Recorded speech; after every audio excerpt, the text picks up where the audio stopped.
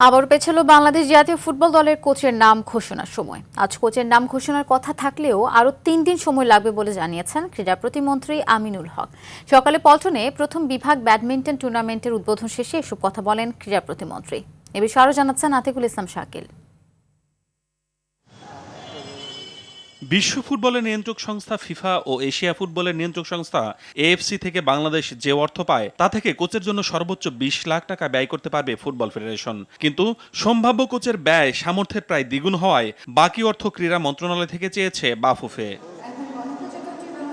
কথা ছিল বৃহস্পতিবার ক্রীড়া প্রতিমন্ত্রী দেশে ফিরলে তার সঙ্গে আলোচনা করে শুক্রবার কোচের নাম ঘোষণা করবেন বাফুফে সভাপতি। তবে সময় মতো মন্ত্রী আসলেও তার সঙ্গে এখন পর্যন্ত বসা হয়নি বাফুফে সভাপতি তাবিদ আওয়ালের, যদিও ফোনে আলোচনা হয়েছে বলে জানান ক্রীড়া প্রতিমন্ত্রী। গতকালকে রাতেও তার সাথে আমার কথা হয়েছে। আগামী 2 বছরে আমাদের যে খেলাগুলো রয়েছে বাংলাদেশ জাতীয় ফুটবল টিমের সবকিছু বিচার বিশ্লেষণ করে আমরা আমাদের ভবিষ্যৎ ফুটবলটাকে, যেহেতু ফুটবলের যে ক্রেজ বা বর্তমানে ফুটবলকে কেন্দ্র করে বাংলাদেশের মানুষের যে একটা প্রত্যাশা রয়েছে, সেই প্রত্যাশাটা পূরণ করা হচ্ছে আমার কাছে সবচেয়ে বেশি জরুরি একটি বিষয়। খোঁজ নিয়ে জানা গেছে সব ঠিক থাকলে ক্রিস কোলম্যানকেই কোচ হিসেবে নিয়োগের চূড়ান্ত সিদ্ধান্ত নিয়েছে বাফুফে। তবে ক্রীড়া প্রতিমন্ত্রী জানান সিদ্ধান্ত হলেও নাম ঘোষণায় আরও কয়েকদিন লাগবে।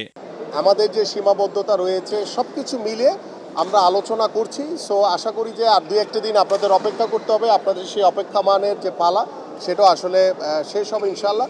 সো একটু অপেক্ষা করেন, আমরা দেখছি কি করা যায় বাকিটা ইনশাল্লাহ। প্রত্যাশিত কোচের সঙ্গে বিভিন্ন বিষয় নিয়ে চূড়ান্ত ফয়সালা অর্থাৎ চুক্তি না হওয়া পর্যন্ত নাম ঘোষণা করা হবে না বলে জানা গেছে। আর সে ফয়সালার জন্যই অপেক্ষা আরও কিছু সময়ের। আতিকুল ইসলাম শাকিল, RTV, ঢাকা।